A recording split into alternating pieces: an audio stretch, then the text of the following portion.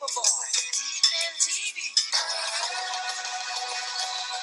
Everywhere you look, there's a heart, a hand to hold on to.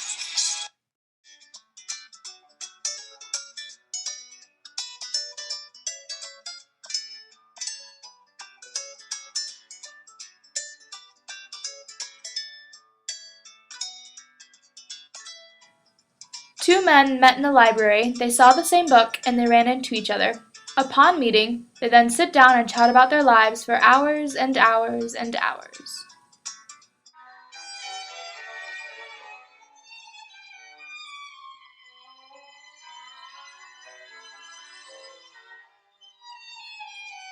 He's a very little fellow, that's true. He would do better for the variety theater.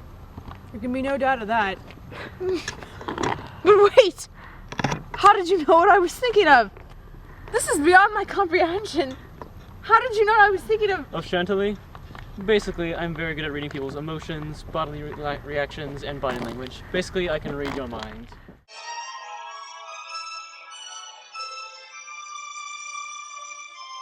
This morning, about 3 o'clock, the inhabitants of the Quartier Saint-Roch were aroused from sleep by a succession of terrified shrieks, issuing apparently from the fourth story of a house in the Rue Morgue, known to be the sole occupancy of one Madame L'Espagne and her daughter, Mademoiselle Camille L'Espagne. The gateway was broken in with a crowbar, and 8 or 10 of the neighbors entered, accompanied by 2 gendarmes.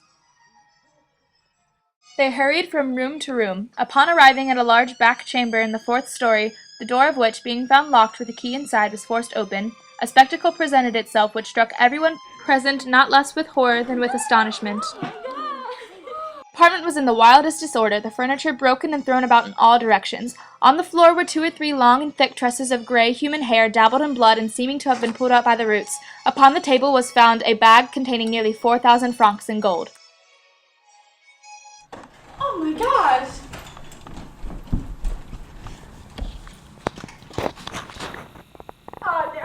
Body, sir! A body there! A body! A body?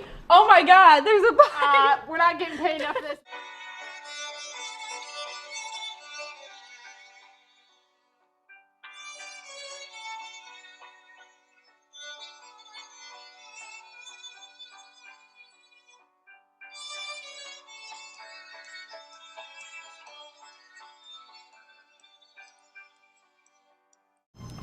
The police cannot handle a murder of this magnitude.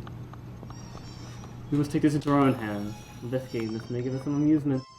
Amusement?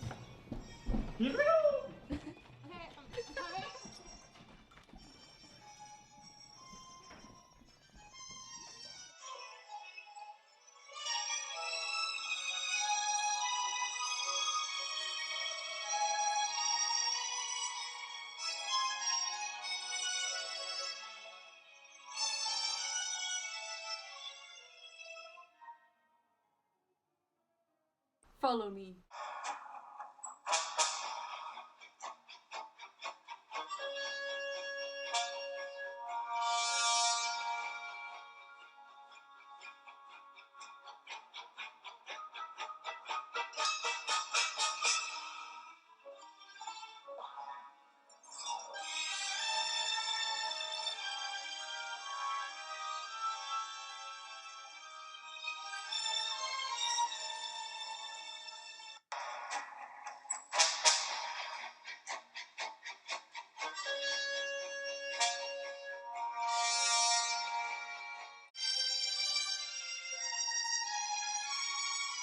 So what did you... Shh.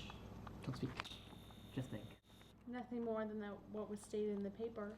The Gazette didn't truly capture the atrocity of the crime, but ignore this paper and its obliviousness. They believe the murders to be unsolvable. However, the solution is actually quite obvious. The police are confused because the murders were brutal and gory, yet there appears to be no motive. They're confused by the fact that no one witness identified the same voice, and there was no way to escape the room without the neighbors taking notice.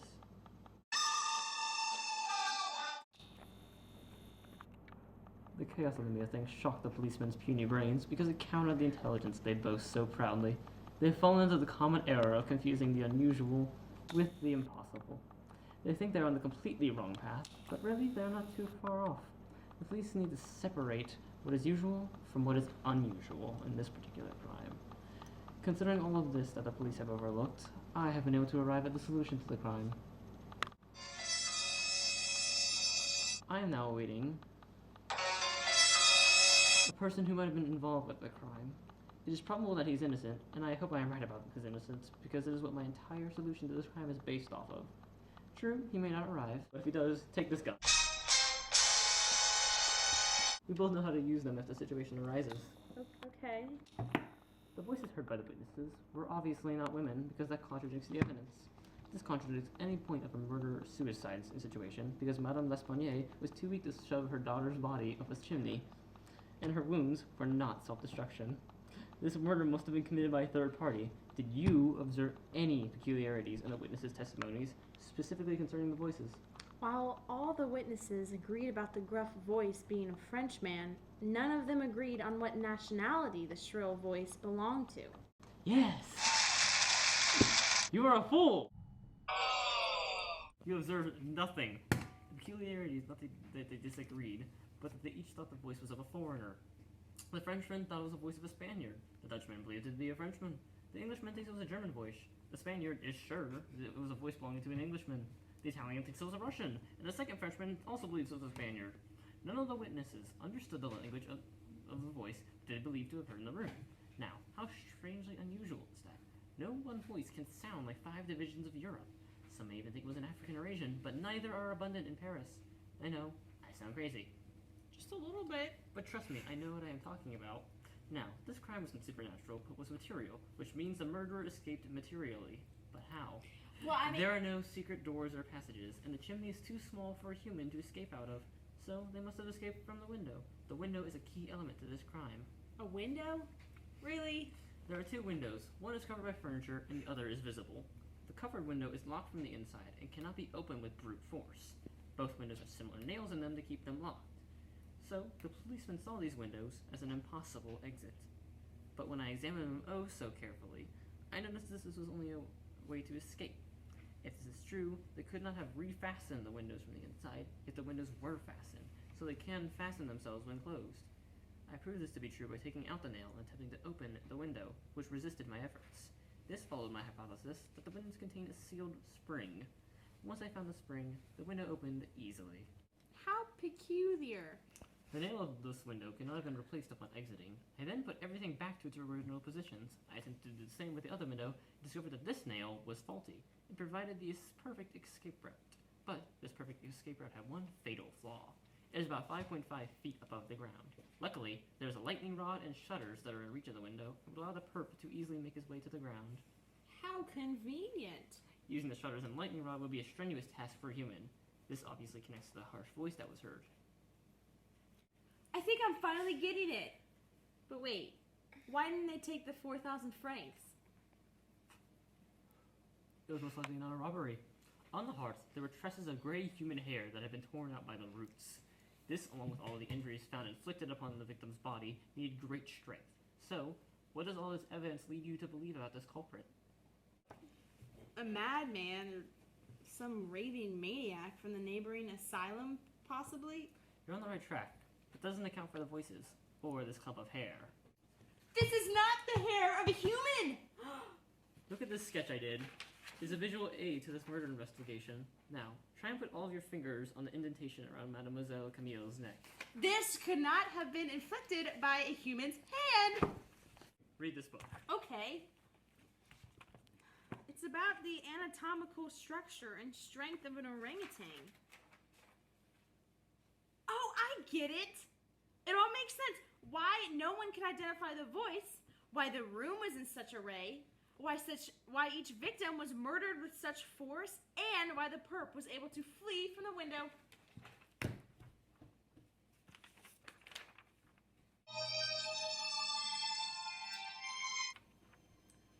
How is it possible that you knew it was a sailor?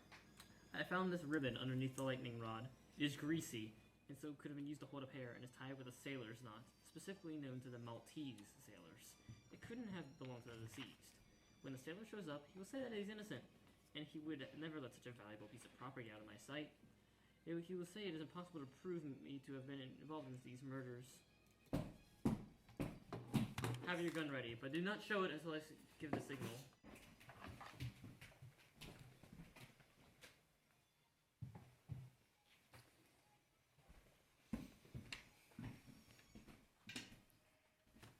Thank you for meeting me, dear. Do you happen to know how old your orangutan is? I'm not sure. Can't be more than 4 or 5. Do you have him? No, we couldn't keep him here. We can collect him in the morning from his temporary home. It would be a shame to depart from him. Would you like a reward? The only word I need is for you to tell me about these murders in the Rue Morgue.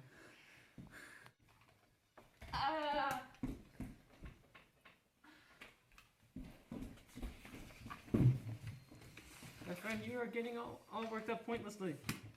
We do not mean to hurt you, and I pledge on my honor as a Frenchman that we do not intend to injure you. I know that you are innocent of the crimes at Rue Morgue, but I also know that you have some measure involved with them.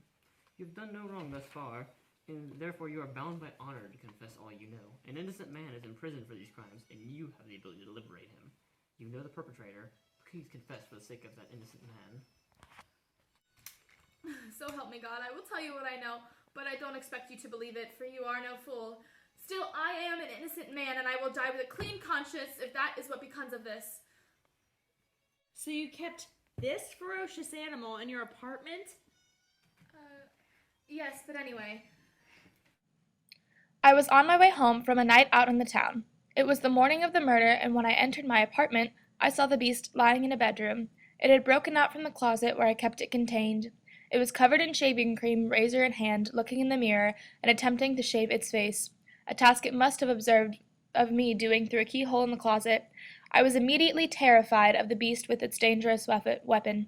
I typically quieted the monkey with the sound of a whip, so I drew it from my person, hoping to resolve the solution, but at the sight of the whip, the animal went nuts and ran down the stairs, leaping out of the nearest window. So you released the monkey into the streets? Just let the sailor speak. I didn't know what to do, so I chased after the ape with the razor. It was nearly 3 in the morning when we passed an alley near the rear of the Rue Morgue. A gleaming light coming from an upper window of the house caught his attention. He rushed to the building, climbed the lightning rod with great agility, grasped onto the shutter, and effortlessly swung himself up into the room where Madame and Mademoiselle L'Espagne were sitting with their backs toward the window.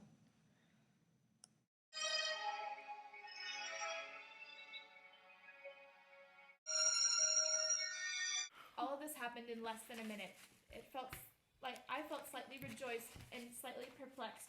Since the animal was in the house, I had a better chance of capturing him since he was in an enclosed area. Yet I was also worried about the havoc he could cause inside the building. I knew I had to follow the ape in an attempt to stop any chaos he might cause. So you wanted to just leave the ape in there to destroy? Shut up, you fool. Tried to enter the room, but I wasn't strong enough to enter the room as the ape had. I could merely watch in horror. The ape seized Madame L'Espagne by the hair and repeatedly cut her with the razor, trying to imitate the motions of a barber. The daughter lay motionless on the floor. She had passed out due to the sight. The old lady's screams changed the monkey's passive intentions into wrath. The angry orangutan swung its arm and nearly decapitated the woman on the spot.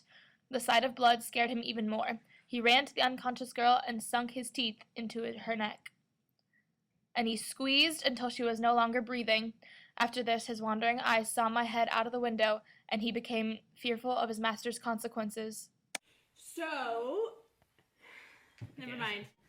The monkey attempted to conceal its crime. He skipped around the room in agony, breaking furniture as it moved.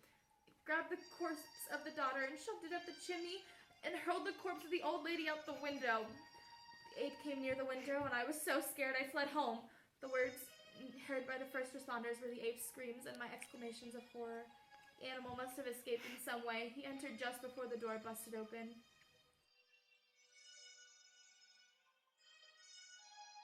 After the crime, the sailor recaptured the ape and sold him for a high sum. I retold his story to police officers, who at first believed I was crazy, but with Dupin's support, they eventually accepted it and let Le Bon free. Once justice was served, we returned to our apartment, carefully awaiting the next time for my brilliant deductive skills to be needed. I mean, our deductive skills.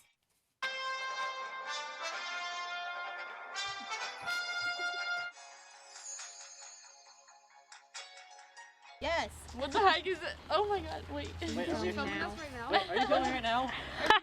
Y'all are like, are you coming right now? Are you coming right now?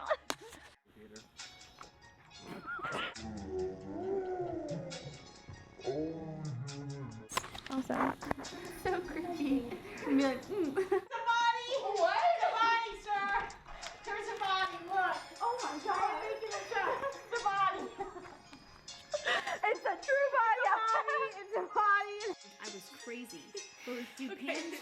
I'm not so scared to stop anymore.